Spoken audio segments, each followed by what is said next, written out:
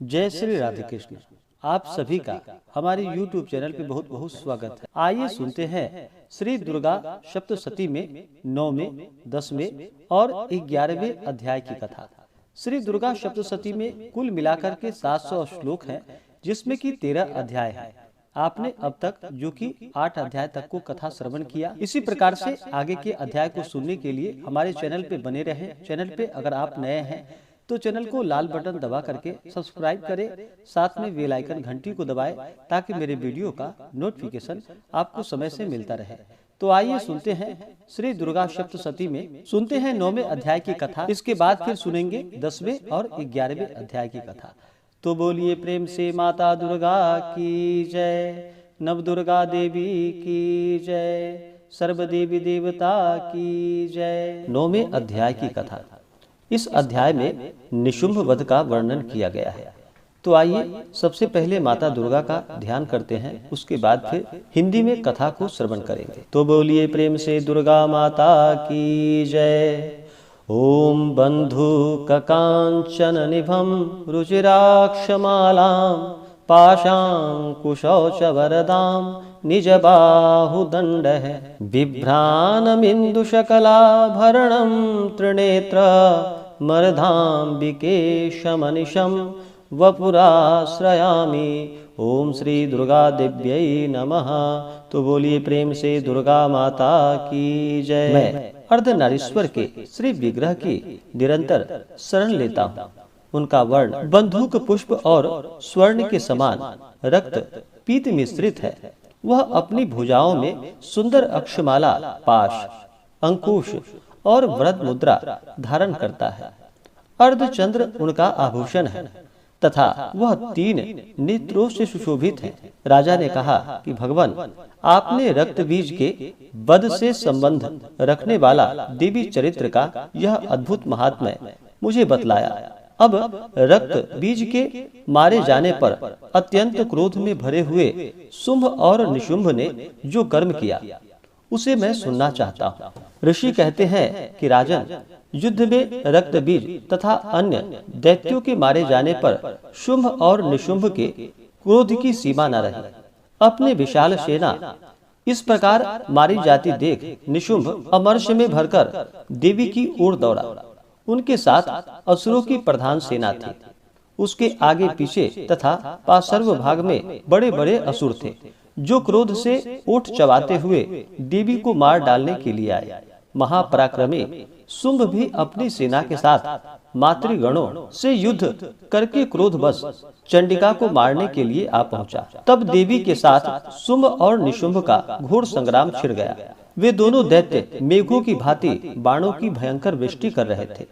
उन दोनों के चलाए हुए बाणों को चंडिका ने अपने बाणों के समूह से तुरंत काट डाला और शस्त्र समूहों की वर्षा करके उन दोनों दैत्य पतियों के अंगों को भी चोट पहुंचाई।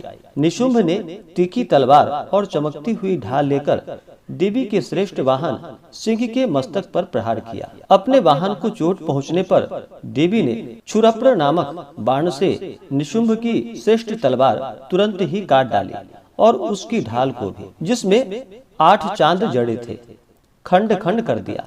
ढाल और तलवार के कट जाने पर उस असुर ने शक्ति चलाई, किंतु सामने आने पर देवी ने चक्र से उसके भी 2 टुकड़े कर दिए।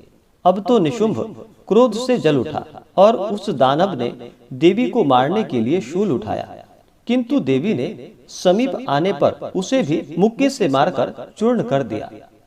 तब उसने गदा घुमाकर चंडिका के ऊपर चलाई, परंतु वह भी देवी के त्रिशूल से कटकर भस्म हो गई।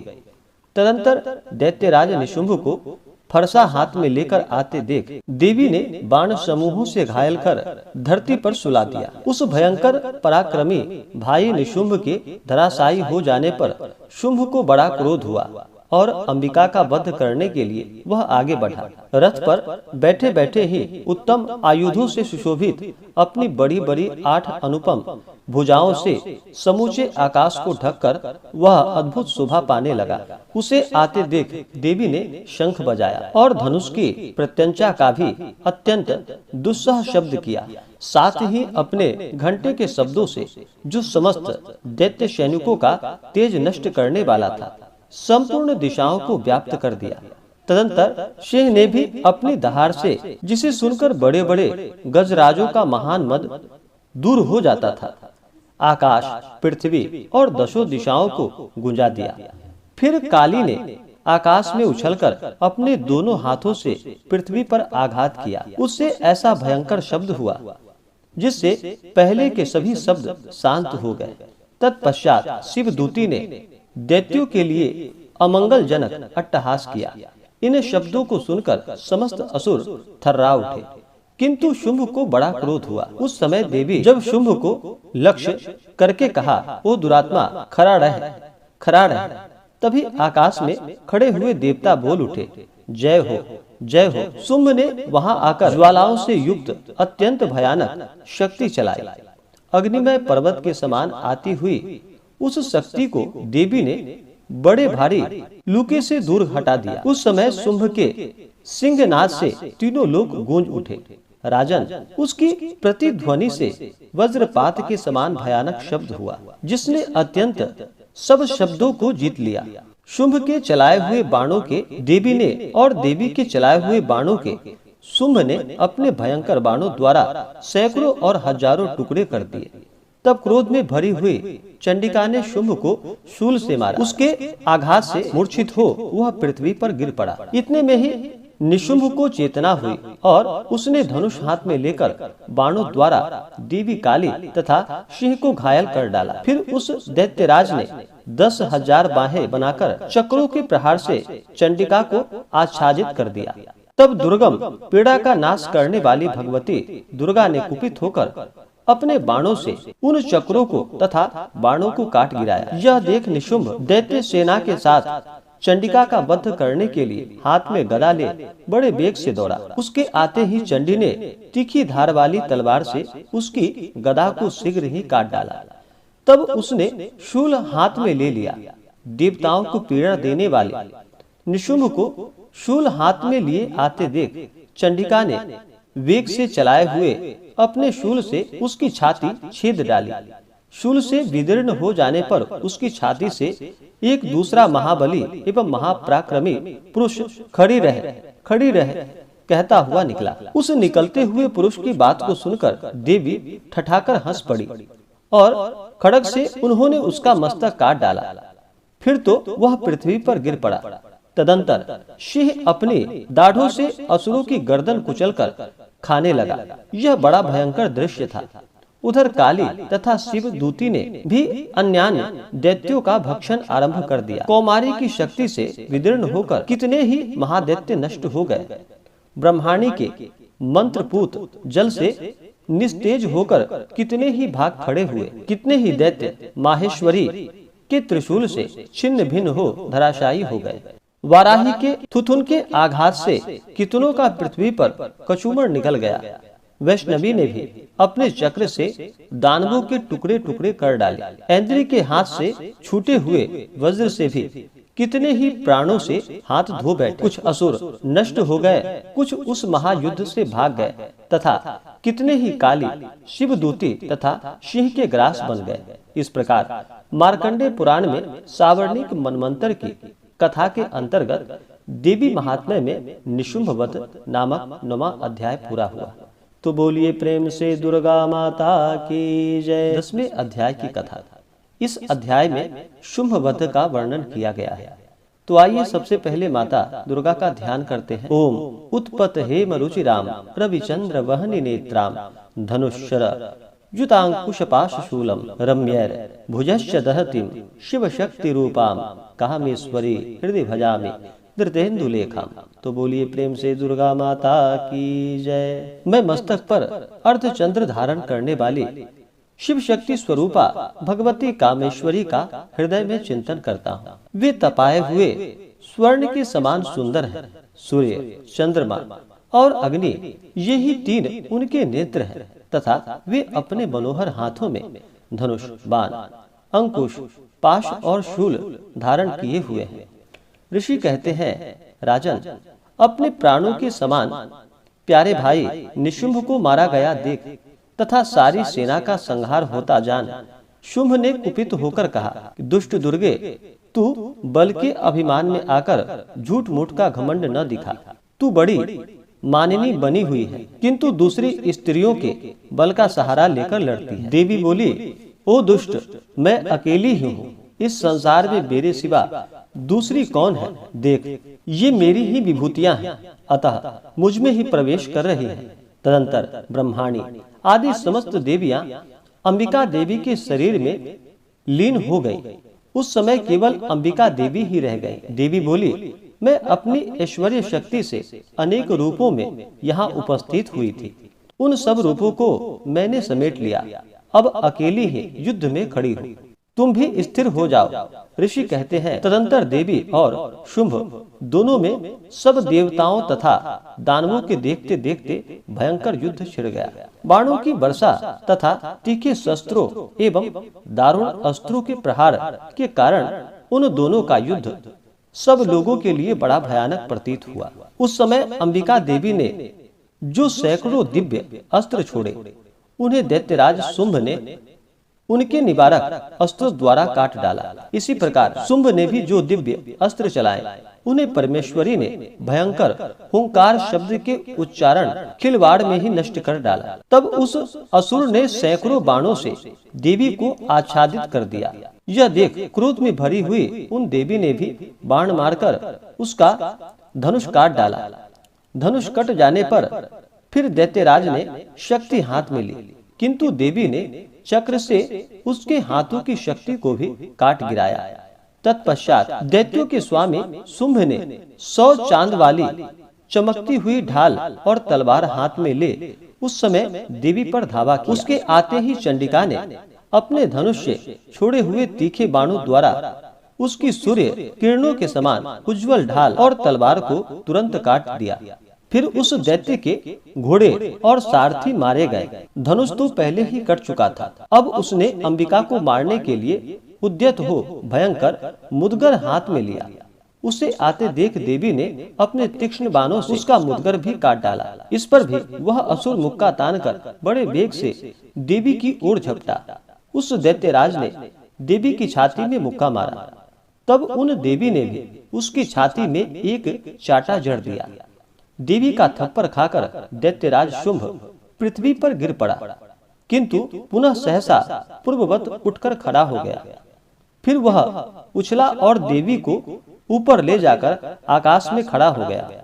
तब चंडिका आकाश में भी बिना किसी आधार के ही शुंभ के साथ युद्ध करने लगी।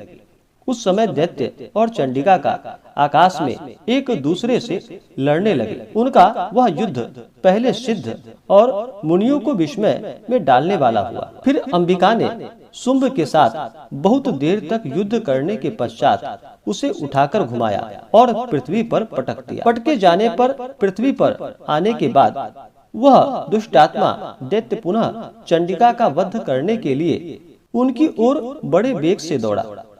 तब समस्त दैत्यों के राजा शुंभ को अपनी ओर आते देख देवी ने त्रिशूल से उसकी छाती छेद कर उसे पृथ्वी पर गिरा दिया। देवी के शूल की धार से घायल होने पर उसके प्राण पखेरु उड़ गए और वह समुद्रों, द्वीपों तथा पर्वतों सहित समूची पृथ्वी को कपाता हुआ भूमि पर गिर पड़ा। तदंतर उस दुरात्मा के मारे जाने पर संपूर्ण जगत प्रसन्न एवं पूर्ण स्वस्थ हो गया तथा आकाश स्वच्छ दिखाई देने लगा। पहले जो उत्पात सूचक मेघ और उल्कापात होते थे, वे सब शांत हो गए तथा उस दैत्य के मारे जाने पर नदियां भी ठीक मार्ग से बहने लगी। उस समय शुंभ की मृत्यु के बाद संपूर्ण देवताओं का हृदय हर्ष से भर गया और गंधर्वगण मधुर गीत गाने लगे। दूसरे गंधर्व बाजे बजाने लगे और अप्सराएं नाचने लगी। पवित्र वायु बहने लगी। सूर्य की प्रभा उत्तम हो गई। अग्निशाला की बुझी हुई आग अपने आप प्रज्वलित हो उठी तथा संपूर्ण दिशाओं के भयंकर शब्द शांत हो गए। इस प्रकार श्री मार्कंडेय पुराण में सावर्णिक मनमंत्र की कथा के अंतर्गत देवी महात्म्य में शुंभवध नामक 10वां अध्याय पूरा हुआ। तो बोलिए प्रेम से दुर्गा माता की जय। 11वें अध्याय की कथा। इस अध्याय में देवताओं द्वारा देवी की स्तुति तथा देवी द्वारा देवताओं को वरदान देने का वर्णन किया गया है। तो आइए सबसे पहले माता का ध्यान करते हैं। ओम बालर विद्युति मिंदु किरीटाम तुंग कुचाम नयनत्रययुक्ताम अस्मेरमुखीं वरदांकुश पाशा भीति करां प्रभजे भुवनेशिम्। ओम श्री दुर्गा दिव्यै नमः। तो बोलिए प्रेम से दुर्गा माता की जय। मैं भुवनेश्वरी देवी का ध्यान करता हूँ। उनके श्री अंगों की आभा प्रभात काल के सूर्य के समान है और मस्तक पर चंद्रमा का मुकुट है। वे उभरे हुए स्तनों और 3 नेत्रों से युक्त हैं। उनके मुख पर मुस्कान की छटा छाई रहती है और हाथों में वरद, अंकुश, पाश एवं अभय मुद्रा शोभा पाते हैं। ऋषि कहते हैं देवी के द्वारा वहाँ महादैत्यपति शुंभ के मारे जाने पर इंद्र आदि देवता अग्नि को आगे करके उन कात्यायनी देवी की स्तुति करने लगे। उस समय अभिष्ट की प्राप्ति होने से उनके मुख कमल दमक उठे थे और उनके प्रकाश से दिशाएं भी जगमगा उठी थी। देवता बोले, शरणागत की पीड़ा दूर करने वाली देवी हम पर प्रसन्न हो। संपूर्ण जगत की माता प्रसन्न हो। विश्वेश्वरी, विश्व की रक्षा करो। देवी, तुम ही चराचर जगत की अधीश्वरी हो। तुम इस जगत का एकमात्र आधार हो, क्योंकि पृथ्वी रूप में तुम्हारी ही स्थिति है। देवी, तुम्हारा पराक्रम अलंघनीय है। तुम ही जल रूप में स्थित होकर संपूर्ण जगत को तृप्त करती हो। तुम अनंत बल संपन्न वैष्णवी शक्ति हो। इस विश्व की कारणभूता परामाया हो। देवी, तुमने इस समस्त जगत को मोहित कर रखा है। तुम ही प्रसन्न होने पर इस पृथ्वी पर मोक्ष की प्राप्ति करती हो। देवी, संपूर्ण विद्याएं तुम्हारे ही भिन्न भिन्न स्वरूप हैं। जगत में जितनी स्त्रियां हैं वे सब तुम्हारी ही मूर्तियां हैं। जगदम्ब, एकमात्र तुमने ही इस विश्व को व्याप्त कर रखा है। तुम्हारी स्तुति क्या हो सकती है। तुम तो स्तवन करने योग्य पदार्थों से परे एवं परावाणी हो। जब तुम सर्वस्वरूपा देवी स्वर्ग तथा मोक्ष प्रदान करने वाली हो, तब इसी रूप में तुम्हारी स्तुति हो गई। तुम्हारी स्तुति के लिए इससे अच्छी उक्तियां और क्या हो सकती है। बुद्धि रूप से सब लोगों के हृदय में विराजमान रहने वाली तथा स्वर्ग एवं मोक्ष प्रदान करने वाली नारायणी देवी, तुम्हें नमस्कार है। कला, काष्ठा आदि रूप से क्रमशः परिणाम अवस्था परिवर्तन की ओर ले जाने वाली तथा विश्व का उपसंहार करने में समर्थ नारायणी हो, तुम्हें नमस्कार है। नारायणी देवी, तुम सब प्रकार का मंगल प्रदान करने वाली मंगलमयी हो। कल्याणदायिनी शिवा हो। सब पुरुषार्थों को सिद्ध करने वाली शरणागत वत्सला, 3 नेत्रों वाली एवं गौरी हो, तुम्हें नमस्कार है। तुम सृष्टि, पालन और संहारकार की शक्तिभूता सनातनी देवी, गुणों का आधार तथा सर्वगुणमयी हो। नारायणी, तुम्हें नमस्कार है। शरण में आए हुए दीनों एवं पीड़िताओं की रक्षा में संलग्न रहने वाली तथा सबकी पीड़ा दूर करने वाली नारायणी देवी हो। नारायणी देवी, तुम्हें नमस्कार है। नारायणी, तुम ब्रह्माणी का रूप धारण करके हंसों से जुते हुए विमान पर बैठती तथा कुश मिश्रित जल छिड़कती रहती हो, तुम्हें नमस्कार है। माहेश्वरी रूप से त्रिशूल, चंद्रमा एवं सर्प का धारण करने वाली तथा महान वृषभ की पीठ पर बैठने वाली नारायणी देवी, तुम्हें नमस्कार है। मोरों और मुर्गों से घिरी रहने वाली तथा महाशक्ति धारण करने वाली कौमारी रूप धारिणी निष्पाने नारायणी, तुम्हें नमस्कार है। शंख, चक्र, गदा और शांग धनुष रूप उत्तम आयुधों को धारण करने वाली वैष्णवी शक्ति रूपा नारायणी, तुम प्रसन्न हो, तुम्हें नमस्कार है। हाथ में भयानक महाचक्र लिए और दाढ़ों पर धरती को उठाए वाराहिणी रूप धारिणी कल्याणमयी नारायणी, तुम्हें नमस्कार है।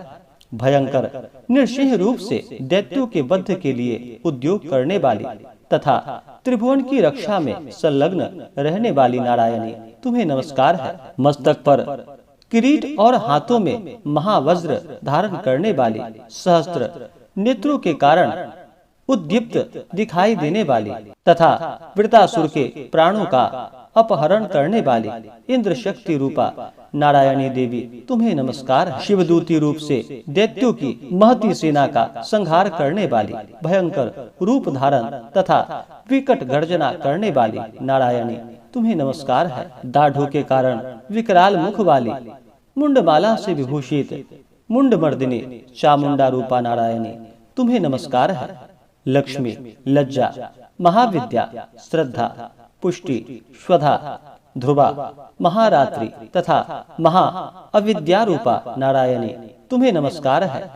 मेधा, सरस्वती, वरा, श्रेष्ठा, भूति, ईश्वरी रूपा बाभ्रवी, भूरे रंग की अथवा पार्वती, तामसी, महाकाली, नियता, संयम परायणा तथा ईशा, सबकी अधीश्वरी रूपिणी नारायणी, तुम्हें नमस्कार है। सर्वस्वरूपा, सर्वेश्वरी तथा सब प्रकार की शक्तियों से संपन्न दिव्य रूपा दुर्गे देवी, सब भयों से हमारी रक्षा करो, तुम्हें नमस्कार है।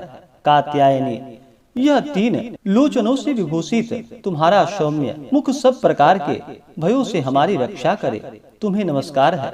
भद्रकाली, ज्वालाओं के कारण विकराल प्रतीत होने वाला, अत्यंत भयंकर और समस्त असुरों का संहार करने वाला तुम्हारा त्रिशूल भय से हमें बचाए, तुम्हें नमस्कार है। देवी, जो अपनी ध्वनि से संपूर्ण जगत को व्याप्त करके दैत्यों के तेज नष्ट किए देता है, वह तुम्हारा घंटा हम लोगों की पापों से उस प्रकार रक्षा करे जैसे माता अपने पुत्रों की बुरे कर्मों से रक्षा करती है। चंडिके, तुम्हारे हाथों में सुशोभित खड्ग जो असुरों के रक्त और चर्बी से चर्चित है, हमारा मंगल करे, हम तुम्हें नमस्कार करते हैं। देवी, तुम प्रसन्न होने पर सब रोगों को नष्ट कर देती हो और कुपित होने पर मनोवांछित सभी कामनाओं का नाश कर देती हो। जो लोग तुम्हारी शरण में जा चुके हैं उन पर विपत्ति तो आती ही नहीं। तुम्हारी शरण में गए हुए मनुष्य दूसरों को शरण देने वाले हो जाते हैं। देवी अंबिके, तुमने अपने स्वरूप को अनेक भागों में विभक्त करके नाना प्रकार के रूपों से जो इस समय इन धर्मद्रोही महादैत्यों का संहार किया है, वह सब दूसरी कौन कर सकती थी। विद्याओं में ज्ञान को प्रकाशित करने वाले शास्त्रों में तथा आदि वाक्यों वेदों में तुम्हारे सिवा और किसका वर्णन है, तथा तुमको छोड़कर दूसरी कौन ऐसी शक्ति है जो इस विश्व को अज्ञानमय घोर अंधकार से परिपूर्ण ममता रूपी गड्ढे में निरंतर भटका रही हो। जहाँ राक्षस, जहाँ भयंकर विष वाले सर्प, जहाँ शत्रु, जहाँ लुटेरों की सेना और जहाँ दावानल हो, वहाँ तथा समुद्र के बीच में भी साथ रहकर तुम विश्व की रक्षा करती हो। विश्वेश्वरी, तुम विश्व का पालन करती हो, विश्व रूपा हो, इसलिए संपूर्ण विश्व को धारण करती हो। तुम भगवान विश्वनाथ की भी वंदनीया हो। जो लोग भक्ति पूर्वक तुम्हारे सामने मस्तक झुकाते हैं, वे संपूर्ण विश्व को आश्रय देने वाले होते हैं। देवी, प्रसन्न हो। जैसे इस समय असुरों का वध करके तुमने शीघ्र ही हमारी रक्षा की है, उसी प्रकार सदा हमें शत्रुओं के भय से बचाओ। संपूर्ण जगत का पाप नष्ट कर दो और उत्पात एवं पापों के फल स्वरूप प्राप्त होने वाले महामारी आदि बड़े बड़े उपद्रवों को शीघ्र दूर करो। विश्व की पीड़ा दूर करने वाली देवी, हम तुम्हारे चरणों पर पड़े हुए हैं, हम पर प्रसन्न हो। त्रिलोक निवासियों की पूजनीया परमेश्वरी, सब लोगों को वरदान दो। देवी बोली, देवताओं, मैं वर देने को तैयार हूँ। तुम्हारे मन में जिसकी इच्छा हो वह वर मांग लो। संसार के लिए उस उपकारक वर को मैं अवश्य दूंगी। देवता बोले, सर्वेश्वरी, तुम इसी प्रकार तीनों लोकों की समस्त बाधाओं को शांत करो और हमारे शत्रुओं का नाश करती रहो। देवी बोली, देवताओं, वैवस्वत मनमंत्र के 28वें युग में शुंभ और निशुंभ नाम के 2 अन्य महादैत्य उत्पन्न होंगे। तब मैं नंद गोप के घर में उनकी पत्नी यशोदा के गर्भ से अवतीर्ण हो विंध्याचल में जाकर रहूंगी और उक्त दोनों असुरों का नाश करूंगी। फिर अत्यंत भयंकर रूप से पृथ्वी पर अवतार ले मैं वे प्रचित नाम वाले दानवों का वध करूंगी। उन भयंकर महादैत्यों को भक्षण करते समय मेरे दांत अनार के फूलों की भांति लाल हो जाएंगे।